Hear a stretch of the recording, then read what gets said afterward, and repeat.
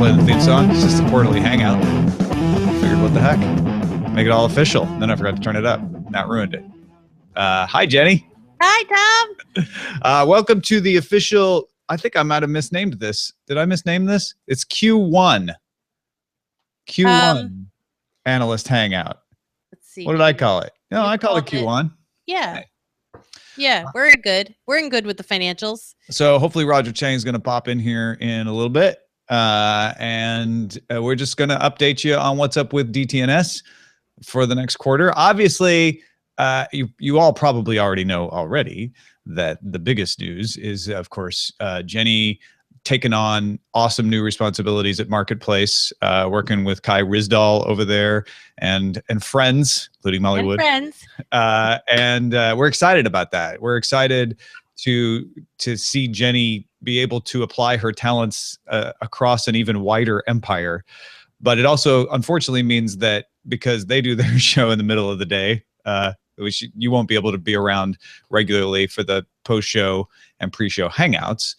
But you're still involved in the show. You'll still be around as much as possible. Maybe for things like this, you're going to be at the meetup. So let folks know where your head's at on all that. Okay. So I am super excited and nervous because I don't know how many of you know, but my dad was in public radio, and it took me a long time to get up the nerve to think about maybe going back into that world. But Marketplace is a really good program. They do good storytelling. And so the job is actually to take stuff that begins life on the internet and tell stories about it, which sounds very copacetic with what I've been currently doing. So like one chunk of your past few years has been creating shows for the internet and figuring out how the internet works and learning about news for the internet. And another chunk has been creating a storytelling podcast that tells stories. Boom, so right together there. Yeah. And that's really exciting. But my one thing about doing it was I wanted to make sure that I could throw everything I have into that job, all of my skill, all of my stuff, everything I've learned here on the Daily Tech News Show, but that I didn't want to go away from the Daily Tech News Show, because to me that's like a community that extends beyond just the job that we do every day. And there are job functions that happen during the day that Roger will take over, like booking guests, and like Roger's already been doing a lot of the work of publishing and writing, and oh look, you say his name and he appears. It's amazing. Hi, sorry. Roger Chang. We were talking some hard smack about you, Roger. I won't lie. So I was just saying. He was saying things like, you're going to be doing booking, like really hard smack. Smack talking. Isn't that what I'm doing now? Yeah. So you are starting to do that job already, and we'll start it on Monday. And the most important thing to me was that I could still be part of the community and part of the team that helps guide this show. So that's what I'm doing. I have this title called, what did we call it? Senior Advisor to Daily Tech News Show. I might change it if I decide to. But we need to hire some more advisors so that senior really packs a punch and you can lord it over them. Yeah. And I'm still involved in any sort of Daily Tech News Show type thinking about where we want this show to go, as are all of you out there. So people who listen to the show just as a podcast will hear almost no difference. And then Tom and I have been talking about a way that I can still contribute to the show editorially, and we have some interesting ideas about that. So things will change, but they will also remain the same.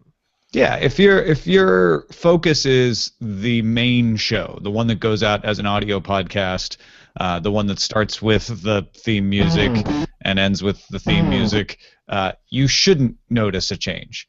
Maybe in the back of your mind somewhere you'll say, gosh, didn't Jennie used to jump in every once in a while? And maybe that won't be happening. But otherwise, same stuff. If you're a fan of the post-show and the pre-show, obviously that's going to be a big change. And I feel like the post and the pre-show are almost like a second show. In fact, we've even talked about making them a second show. Yeah. And so I don't want to, undervalue that, but it's also not, I don't know, I don't feel like it's a horrible tragedy or, it's a huge huge deal. It's just going to change that dynamic, and we'll have to figure out ways to get Jennie involved in other ways, which is awesome. It'll be fun. If someone pops up in a luchador mask a month into the new regime, don't be surprised. It might be me. You own a luchador mask? No, I don't yet. But I do. Ah. I have one right here. And I was going to say, between Roger and Justin Robert Young, I have a feeling we can hook you up. Got a luchador mask. Where did I put it? I'm sure you've got plenty of other luchador mask obtaining friends, right? Yes, absolutely. So that's the plan. And why do one job when you can do 75? By the way, Chimera gets you, because Yes. Chimera said, so it's like when Rob Lowe left the West Wing, where Jennie is Rob Lowe. Right. She's still always around in that universe. You I just have it see right. her less. And then eventually she comes back. I got a luchador mask right here, and it fits. Well, it fit during 4 years ago. Fantastic. Here, I'll just reach out and grab that. Thanks. Yeah. Oh, that would be amazing. Toss that over. When do we get to that level of technology where you Yeah, can just like put luchador it in level. the box? And You it know, just at that goes to the point, internet? I don't think Google Hangout of this show will be enough. You'll just have an audience beam into your living room. Mm-hmm. Yeah. So that's it. That's all there is. And the idea has always been that DTNS is a platform for people to be able to not only help bring you insights on the news. That's my deal particularly, is like I just enjoy reading all over all this stuff, and if my enthusiasm and joy in doing that helps you get a handle on the news because you don't have the time or inclination to read through all that stuff every day, and then I think we're doing our job. That seems to me the main purpose of the daily tech news show. But I've also wanted to make it a place where folks can use it to explore how this kind of crazy podcasting world works. Even 10 years on, we're still trying to figure out new ways to do things. I think we'll always be doing that.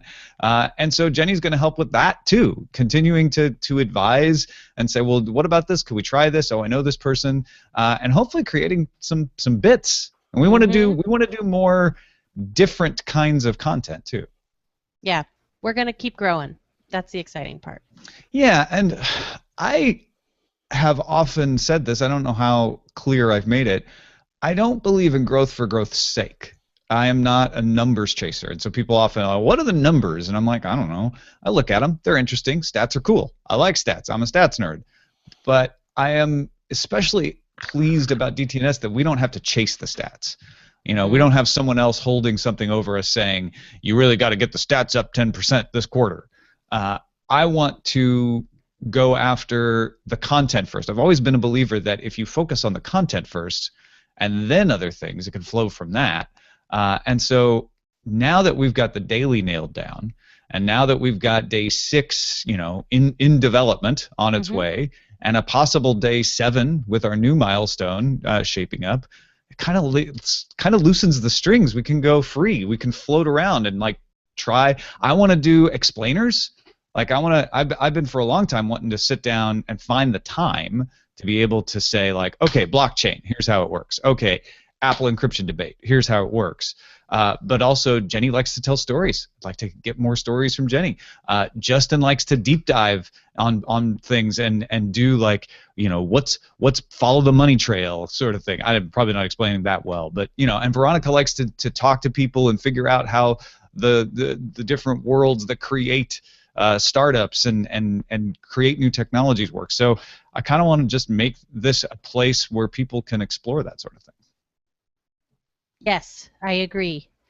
And so yeah, so things always change, but they always stay the same. And the one thing that keeps growing is our amazing Patreon support, which is amazing. Every time I look in there, I'm like, wow, this is incredible. Just it blows my mind. Yeah, and one thing I want to encourage people to do is interact with us through the Patreon. And many of you already do, and that's great. But I think some people don't realize some of the tools that are in there.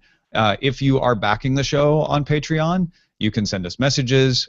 We post in there regularly, which I know most of you see, but I've had a few people go, oh, I didn't realize that this posting about what's coming up was in there. I didn't realize that the meetup directions were in there. This and that. So be sure to check that if you're a patron. If you're not a patron and you support us by PayPal or the store or something only, we'll still give you information in other ways. I just want to make sure that people are getting the most out of what they have at their fingertips. It is a community. I will say, like, there's obviously a chat room community that's very active during the time when we're taping the shows and all other times, really. And there are our emails, which we get amazing feedback from people at feedback@dailytechnewsshow.com. But really, that Patreon area has become a place where we talk things out in a certain sense and really get a great aggregate of feedback, right? Like the emails are great for really specific, detailed feedback that we get from one person, and then we take the whole of that. But that sort of ongoing Patreon conversation, I think, is one of the more subtle benefits of that platform.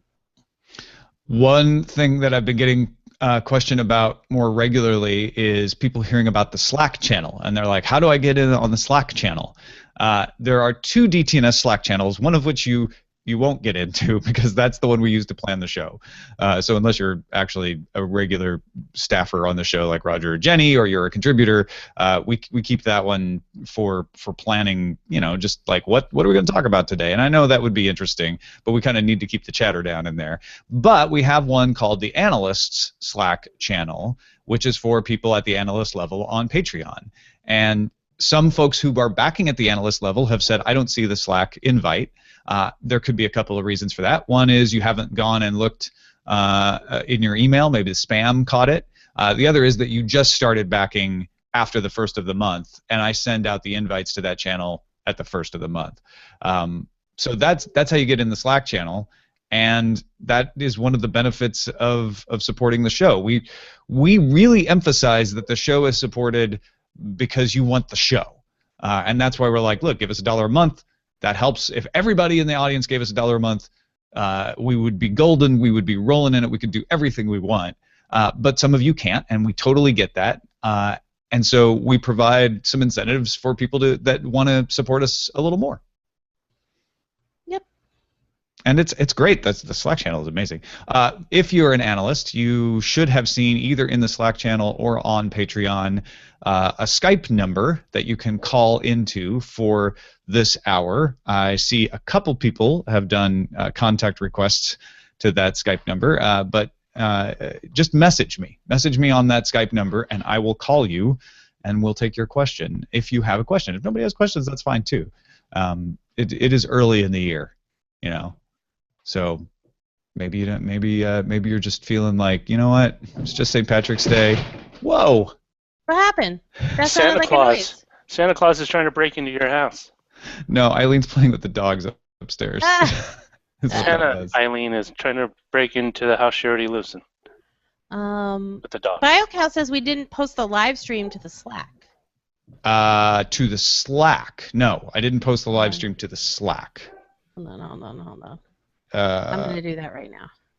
But I did post it to Patreon. If you want. Oh, you know what? I know why he's saying that, and you're correct, BioCow.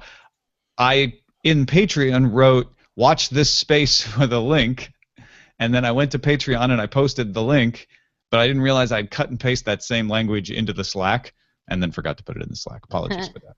All right, did you get that? Did you cover that? Let's see. So I'm doing, this is if you want to watch, see the previous note if you want to call in. Yes. There we go. Perfect. Boom. Done. See? Live action. Well done, BioCow.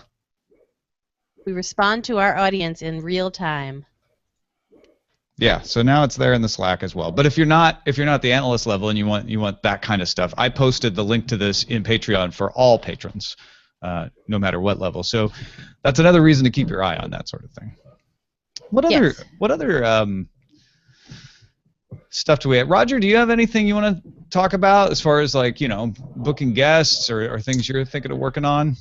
I love the fact that we got Shane from a viewer, like, as a recommendation. I think, if more of you have suggestions of people you would like to see, contact us. I mean, it's great. We're always looking for people to help contribute and kind of fill out a lot of these discussions, especially ones who have, like, direct hands-on experience in the matter. We would also, I wouldn't mind like figuring out content-wise, what would you like to see upcoming in terms of information or topics you would like covered, and that we could. The earlier we can get that, the sooner I can get the wheels spinning. If it requires multiple guests or finding more about a topic, would be awesome. The one thing that always helped guide me that I don't know if you've looked at lately, I don't know if you've ever looked at, is the survey that we did in like Q1 and yeah. So I don't know. I don't have access. All right, let's get you access to that. I don't have have access to Superman's Fortress of Solitude. That has some great data. So whenever I'm feeling like, what should we do? I go look at the survey. And the survey says, book Molly more often. So I do. And actually, the survey results are public, so we just need to send you the link. Yeah. So that, I think, is a really... oh, that's a good point. Waffleophagus. I want to see more Tensor Guy. I would agree. Because every time he comes on, he has like really great smart science-y things to say. So yeah, that's one of those things that we're very responsive to, given enough time to implement and given those people's availability. So. Yeah. We've talked a lot, and we're still working on the best way to bring more people from the audience on, in addition to the regular yearly listener co-host show, which I intend to keep doing. But one of the ways that I want to do that is to I keep going round and round about the idea of focusing on generic topics. When I say generic, I mean evergreen, like something that isn't necessarily attached to the news of that particular day and the headlines. So this is something I'm just throwing out there. If you want to email us or tell us in Slack or on the Patreon somewhere, send us a message or send us a thread. Would you ever want the discussion section separated in some way from the headlines? And I'm not saying that that's something I'm going to do, but it's something I've considered. One way to do it is leave the show as it is right now, but also do a separate headlines-only version, which, by the way, Theater Monkey already edits out the headlines from the main show and puts them out as a separate feed, which you can get on our subscribe page, dailytechnewsshow.com, if you want that feed. But I'm thinking, like, what if we recorded a shorter version of just the headlines? And if we did that, would we like reduce the number of headlines in the main show, leave it the same, just make a discussion-only section that doesn't have to have headlines in it at all, and is much more evergreen? I don't know. I mean, I'm not saying I lean one way or the other, but I'm always rolling these things around in my head. I wish there was a way where you could, like a platform where you could do building blocks, right? Where you could just easily say, like, click here, I want all of my DTNS. Oh, no, wait, I want the headlines here and maybe the post show. Oh, no, I want this block or just the discussion. Just move blocks around like in a... I mean, we could do that for people. Yeah. We could have a feed that's pre-recorded headlines. We could have a feed that's just discussion. We could have a feed that combines them both. The live stream would become different. Yeah. And there is a difference between saying, I'm going to sit down and read 10 headlines now, like I do on days off, where it's just me and a minimal amount of discussion, versus the headlines we do in the show, where it's me and a contributor, and we have sometimes very ample discussions. Right. Food for thought. Let us know what you think. Yeah, part of me has thought, well, what would it be like? Would it be good if we, let's say, at 10 a.m., like early in the day, I just sit down and I'm like, these are the headlines so far. Boom, boom, boom, boom, boom. Put that out as a short dispatch for people who just want the headlines. And then for the main show, we do fewer headlines. Maybe we do 3 or 4 or 5 headlines and do the more discussion-y part of that, and then focus on a main topic. I don't know. Yeah, and the other thing too is like then you're segmenting out into day part, because obviously the headlines will change a little from a 10 a.m. to a 1:30. So then you're getting into the issue of like which ones do you put where. Yeah, there would be duplication for certain. Yeah, so that is a thing. So Shane is texting us a question over Skype because he's in a loud cafe. He wants to hear more about the explainer idea that I mentioned. So the explainer idea is mostly me sitting down and doing an expanded version of the notes I often do for a discussion section. So with blockchain, for instance, I would say, okay, this is what a blockchain is. This is why people think it's important. This is the effect it could have, and this is what it could have on your life. Maybe 10 minutes, I don't know, something like that. And just audio, just walking you through it. I could use that. That would be useful. And I think that would be kind of cool if it were like tagged to one of those stories that's like bubbling, like, you know, like for a while there was like a story every day about Bitcoin, or now there's going to be a story every day about Apple and the FBI, and like a little explainer about that would be amazing, because then that takes people who are like for example, I found out the other day my mom listens to this show. Hi, Mom. I don't know if she'll listen today because it's a Saturday, but she actually listens to the show, and sometimes she says, like, obviously because the audience is not it's not directly geared to her, it kind of, some of it like washes over her, and like maybe if there was like a place that was like, well, we could link to and be like, so we talked a lot about FBI and encryption today, go in the show notes and click here, and you could hear a larger explainer about that. Like, that's what I like, is the ability not just to like say it, but to link to it and give people a path to follow if they want like more about something. You know, I was wondering, like, as part of the explainer, like what you were talking about, blockchain, Tom, you could do, or we could do, collective, a short explanation about certain news stories that we cover. For example, the FBI versus Apple. Sure. Why is it a big deal? And, you know, and not so much an opinion, but literally stating what the issues are involved in it. So if Jennie's mom comes across as like, well, you guys keep talking about it, I'm not really sure what's going on, she can listen to like a 5-minute, 3-minute thing that says, okay, this is what's happening, and these are the positions that are taking.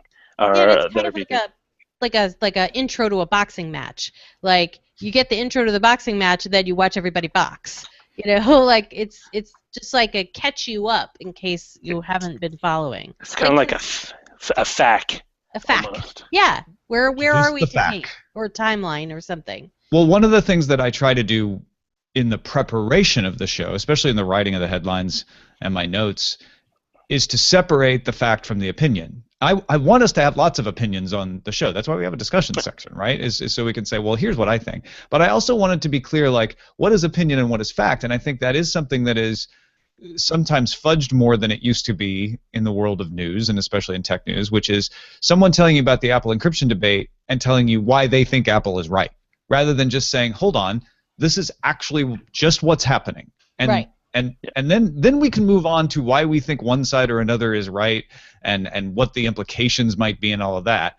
But sometimes it gets lost. You know, people are like, because of the rhetoric, they're like, the FBI wants to put backdoors into everything. I'm like, I don't know, maybe they do. That's not what's going on in this case, though. What the FBI is asking for is very specific in this case, and I think it's important to note that stuff so you can have a rational conversation about it. Mm-hmm. Because if you are on the side of one or the other, you will be able to more accurately counter fear-mongering from the other side. And there's plenty of fear-mongering to go around, mind you. I'm not picking on anybody when I say that. Monger. I know. I love that word. Yeah, it is kind of like ironmonger. So Yes. I've Fishmonger. always imagined someone with fear, like at an anvil. I've also recently become a fan of the word Arglebargle. But I guess that's... Is that a word or an onomatopoeia? It's a thing that, oddly enough, late Justice Antonin Scalia used to use a lot in his written decisions, and he called it Arglebargle, and I looked it up. It's a real word in the dictionary, and it's pretty awesome. So, but it's like a word that your great-grandparents use all the time. Is it like gobbledygook? It's copious but meaningless talk or writing, semicolon, nonsense. So, it is like gobbledygook. It's like someone saying, "Oh, he's a lollygagger." So like, I love those words. Oh, it's just another term for argy-bargy. Well, that clears it up. That clears it up. Thanks, argy-bargy. You're the best. And Justice Scalia is, of course, the very first search result after that. That's amazing. Right. Yeah, he loved Arglebargle, and when he passed away, they kept putting it out there, and now it's like in my head. Balderdash. Son is headstone. Arglebargle. Yeah, Arglebargle. So what else? What else is cooking? What do we do on these calls? I don't know, man. You know, this is the third one we've done. I know. And I think everybody got spent on their questions. They're like, I don't know. You answered all the questions. Keep doing what you're doing. Yeah, and that's great. Actually, you know, BioCat was one of the people who's like, I think the show's fine as it is. That is a perfectly legitimate answer to our questions. And why we don't constantly change the show is because we also think that the show is pretty good. But we're always looking for those, you know, little things that will make it better, which keeps it from getting stale. Yeah. Waffleophagus had a good suggestion. That's a sentence I don't necessarily think I'll get to use starting next week. But Waffleophagus had a good suggestion about maybe outsourcing some of those explainers as well. Like someone, if you know someone who really knows the blockchain, maybe get them to submit it, or get them to talk about it with you if it really becomes a complex thing. Well, that's a different thing, and a very good suggestion. That's called an interview or third-party content, which we're always for. I'm just talking about, like, these are things that I want to do too. Yeah. So yeah, that's not to say those things are mutually exclusive, for sure. So I was wondering how the audience would feel about, you know, we often talk about privacy and we talk about encryption and stuff. I was thinking of reaching out to the EFF and getting one of their spokesbots to come on and kind of discuss, you know, what privacy advocates are most concerned about in a lot of these issues, especially with regards to, like, you know, things with Apple and FBI. What we were saying, this is actually quite the opposite of, like, just doing a straight, like, what's going on. This is okay. This is what this side has a stake in. You know, if we can reach out, maybe find someone in law enforcement or whatever who can give an equally cogent and articulate. Here's the problem with that idea, and it's not a problem in the idea, it's a problem in the executing, which is EFF will come on, you know, they'll at least put us in touch with someone who could speak intelligently about it if they can't provide someone themselves. I have no doubt about that. Then when you go to law enforcement, the problem is they'll either want to give you a press spokesperson, which will only tell you the things you could read on your own and probably not have the deeper understanding that we want of the issue, or you'll find somebody who'll be like, yeah, let me explain to you some things that you didn't understand, which is why we need to have these kinds of policies in place. Oh no, I can't talk on a show. Right? Like I've had these conversations with actual real living human beings saying, yeah, I've worked in cybersecurity and this is a perspective on it that you don't hear brought up, and I'll say, great, would you want to come on the show? He's like, oh no, absolutely. Absolutely not. I could never, you know, I couldn't talk as freely in public, and that's not, I'm not putting blame on them for that. That's just kind of the nature of the business. So it's tricky to find those people. It's like when we had our friend from Korea on to talk about how the backbone worked. I also have several people who tell me inside information about peering disputes and things like that, which is great. I love educating myself on it, but I can't use any of it because they're all under NDAs and all of this sort of thing. So yeah. Yep. And that actually brings me to the refrain that I've said before too about DTNS not being journalism. It in the widest sense, it's journalism, and I don't mean to self-disparage us when I say that, but we are not a newsroom. We don't have 15 reporters to go out on beats and call people and do stories justice the way that a TechCrunch does, the way that an Ars Technica does, the way that a Wired does.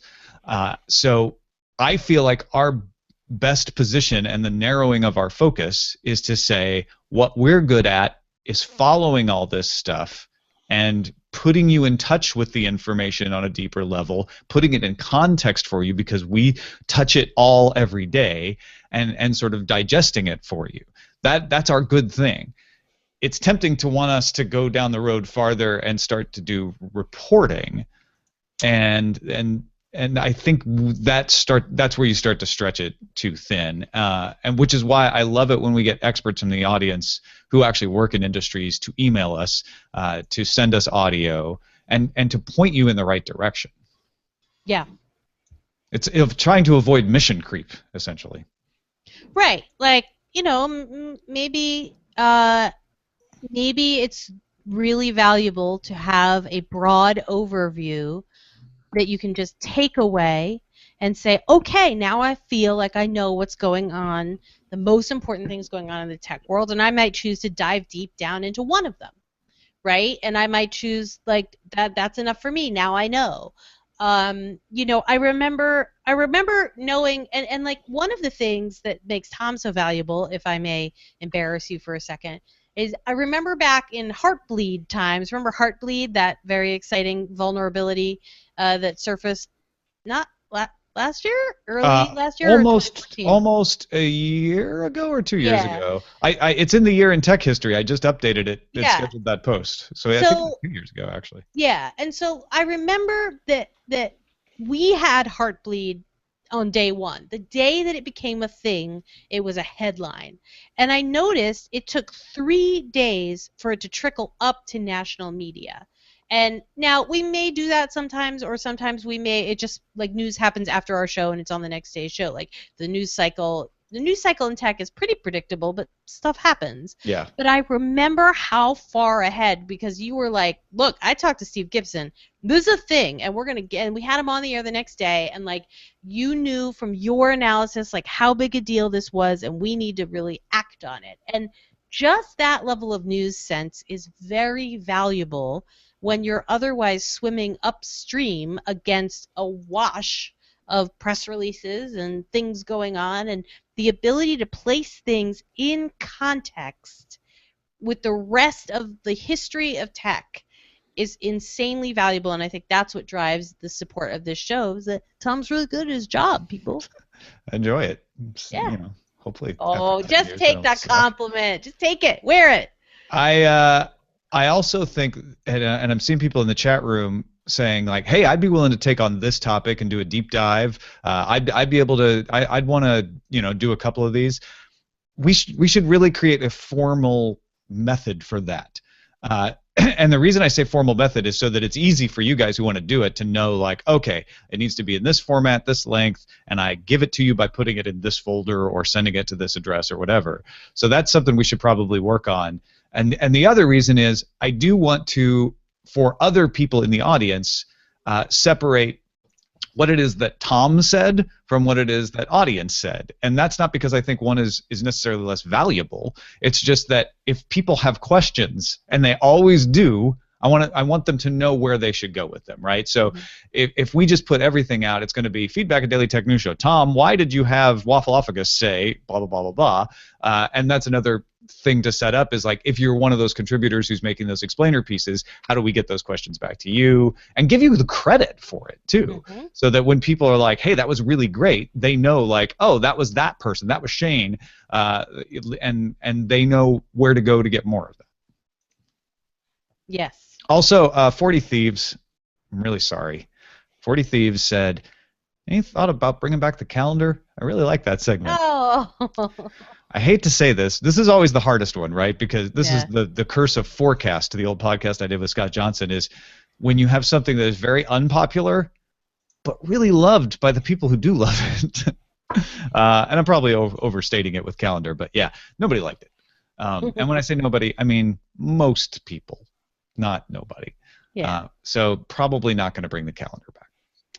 Yeah. It also just like, unfortunately, sometimes it got the thing with tech news is that while there are always new and exciting things on the calendar, a lot of it just repeats because it's this conference or that conference or this product release or that product release. And look, I know those product releases are actually probably the most valuable thing, but I like a calendar that you can go look at and say, okay, this is coming up, and that's why I like the one on Tech Meme.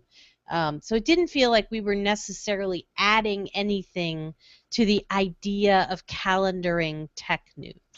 Does that make sense? Like, we weren't doing it as forecast, right? Yeah, that may be why people didn't like it. That seems perfectly reasonable. All I know is in our surveys, it was overwhelmingly like, I can skip the calendar. Doesn't seem to add much. Brings the show to a stop. Yeah. So, yeah. But But I do 40 think Thief says, I could see why people didn't like it. Probably would be better on TNT with more hosts. Probably worked better on TNT with more hosts. Maybe that's why. Maybe. But yeah, it's just like that's actually something to think about though, for future, like what could we do to make that valuable, you know? I just think with a calendar, as someone who spent a lot of time in news and lived and died by futures planning calendars, you really have to dive in and have everything or nothing, right? Like you really have to like you want a calendar to be comprehensive. You want to know every single thing that's going to be happening. And so that's why you either go to TechMeme or you build your own. And nobody's ever really, to me, people have tried, but online even, they haven't really locked down the concept of like a futures planning calendar in like a pleasing visual way. Maybe I'm wrong. Tell me if I'm wrong, because that would be super cool to find something like that. But and there used to be one, but it like died. Abituela Condolce is in the Slack, says, I probably can't make the analyst call, but I know you've always said that you would back us up anytime we were to refer ourselves as co-executive the show. Ooh, maybe this is private. Maybe I shouldn't say this. But yes, before I read the rest of it, short answer is like, yeah, you call yourself a co-executive producer of the show? I will say, yes, this person is backing us as that level. Yep. I was wanting to know if you can use it to get into trade shows. I don't know. Try it. Yeah. I'll tell you what, if you send us a report back, 30 seconds, send it to our phone number or email it to us, little audio file off your phone, then you have covered the show, haven't you? Yeah. Here's what I will definitely say is don't lie. Yeah. And don't even imply things that aren't true. When you say you're a co-executive producer, if that's all they ask, that's fine. That is true. If they say, what is your role as co-executive producer? And you say, well, I advise Tom daily on, no, that's not true. We're fans of truth here. So, just be honest about it. But yeah, like Jennie said, if you actually contribute to the show from that conference and we use it. You're a contributor. Yeah, exactly. And again, you're not employed by the show, so you can't say that. You're a freelancer or contractor or associated, but I'm willing to back anything as long as it's true. Yep. All hail truth. What is truth? What is truth anyway? I mean, come on. Let's get into a deep philosophical discussion about truth before breakfast. I haven't had breakfast. I'm so hungry. And Shane says, is the rate of the Patreon increase going well, or is it leveling off and could use a boost? It continues to rise at a fairly steady rate. Mm-hmm. But sure, could it use a boost? Yeah, damn right. Always. Boost. We always have ideas about things we can do. I'll put it to you that way. And sometimes, like, do we necessarily tie them directly to a patron level? We don't, right? But we have ideas, and sometimes they take a level of funding that we might not have yet, because essentially what it breaks down to is, look, if somebody does work for this show, we want to pay them. Right? Like we can't do it for every contribution or every email or everything that's done in, but if someone takes the time to come on and be on the show on a regular basis, if we're asking them to do it, you to do it versus like, hey, if you want to do this, great. If not, whatever. We want to be able to compensate you and reward you for that, and that takes, we have a limit on what we can do right now. But yeah, we always have ideas. There are always ideas. Finally, before we wrap this up, and again, thanks to everybody who is watching, throwing ideas around. You guys are the best audience and the smartest audience in the world. I want to talk about the new milestone, the round table, because a lot of people are excited about it. Some people are confused about it. So the basic idea is to start off once a month with the idea of maybe eventually making it happen every week. We would have, at the very least, our contributors, if not guests from outside of our circle, probably about 3 people, maybe 4, sit down and talk about maybe 1 to 3 issues. So this isn't a wrap-up of the week in tech news as much as it is an extension of the discussion section. So again, not doing the explainer where we're saying just the facts, but this is where we talk about, okay, well, what do you guys think about all of this stuff? You know, what do you think about bots on the messaging platform? What do you think about AI and where it's leading? And do you think that social networking is making our lives more stressful or better? This is where we can dig into those in a way that we can't on the main show, because you know we know it's a daily show. That's a lot to listen to. So if some of you are like, oh, I wish the show was longer, there are others who are glad it's not, because it would be too much to listen to. And some people already have a hard time keeping up. So we want to strike that balance and then provide this a new opportunity for folks to be able to have a more extended conversation in a show that isn't trying to punch through all of the daily episodes. Mm-hmm. So, you know, it might not have me on it every week. Some weeks it might be Scott leading the conversation, or Veronica, or Justin, or Patrick, or even Darren. Although his time is already stretched pretty thin, even more so than mine. But whoever has the time and has the topic, and then that's where Roger's idea can plug in, as far as like, hey, maybe we can get some guests to come in and bat that around. Somebody from the EFF, get Tom Wheeler to sit down. It's less of a week of wrap up and more of just, you know, a discussion show, extended discussion show.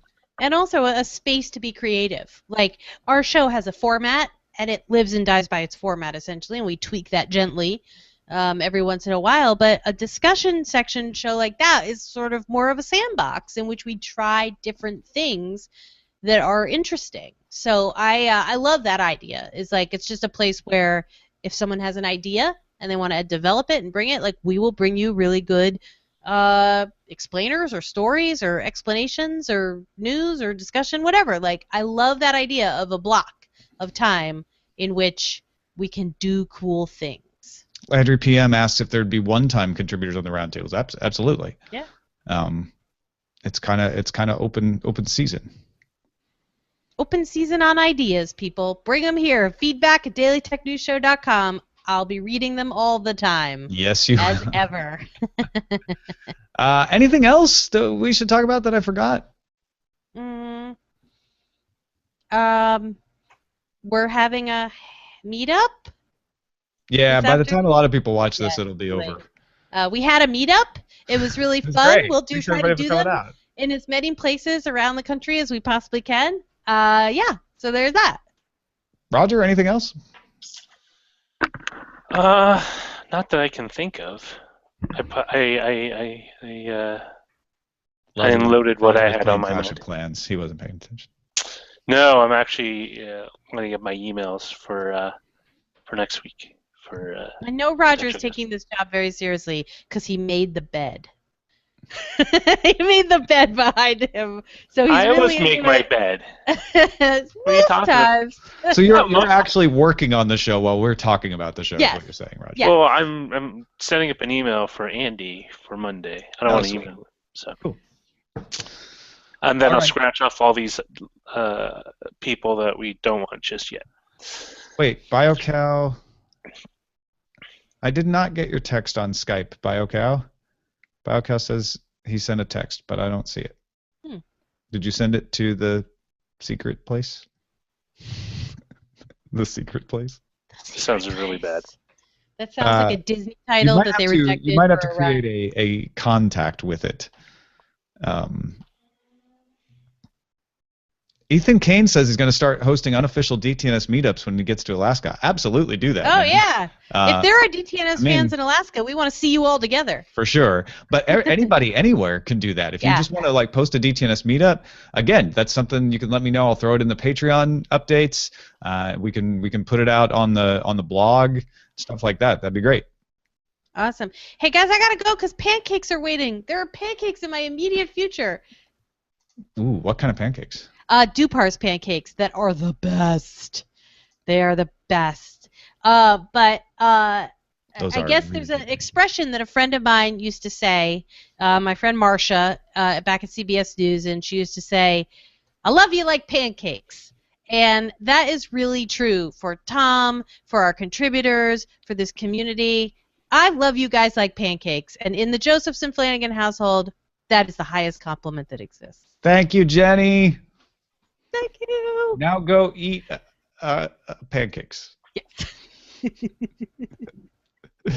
Awesome. All right. Well, thanks everybody for hanging out. Thank you, Jennie. Go eat. And I've got a couple of last minute things coming in here. Oh no! I'll drop off. I'm gonna drop off. You keep go ahead. doing the last minute things. Bye, everybody. I'll see you. I'll see you soon Everybody. on the internet. Well, they're connecting. I don't know if they're sending me any messages, but we'll give them 1 second. Roger, thank you for hanging out this morning. Oh, I thought you were going to say making the bed. Well, also for making the bed, but that's the thing. The bed's always usually made. It's just used to be my kid was on it, and so there was stuff on it. So doesn't mean it wasn't made. It's just stuff on it. Can you bounce a quarter off it? I don't believe in that because my mattress is 7 years old. It doesn't bounce anything. All right. Well, I apologize if you're sending messages and I'm not getting them. And I wish we were able to get them. We'll hopefully try to work that out if that is an issue for next time. But thanks everybody for watching. And again, we dearly appreciate everyone who supports the show at dailytechnewsshow.com/support. Huge thanks to our analysts. Hope this keeps you updated. And if you're like, wait a minute, I had more questions. Next time, when we post it on Patreon, you can ask questions right there on the thread. If you don't think you can be here, you can send them to us by email. And of course, we'll keep working on the other channels of communication. Have a great time, everybody. Oh, here, maybe I'll do this too.